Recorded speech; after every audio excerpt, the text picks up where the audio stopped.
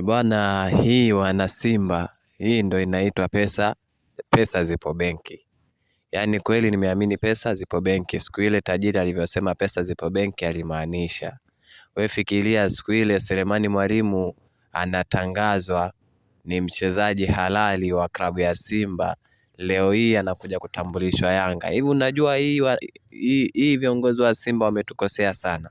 Yaani bora hata siku ile wasingesema kabisa, tungejua Selemani Mwalimu ni mchezaji wa Wydad, kasha achana na Simba. Yaani mkopo wake kwa Simba umeshaisha.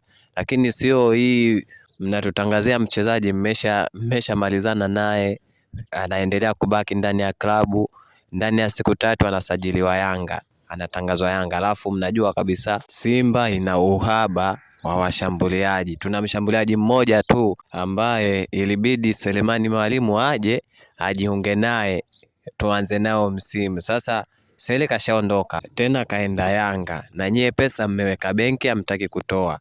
Yani kipindi hichi, yani katika kipindi viongozi mmetukwaza sisi mashabiki wenu, basi ni kipindi hiki. Yani pesa zipo benki, mnashindwa kumbakisha Selemani Mwalimu, mchezaji wa kizawa. Bora labda angekuwa mgeni usema hela nyingi. Mchezaji wa kizawa kweli.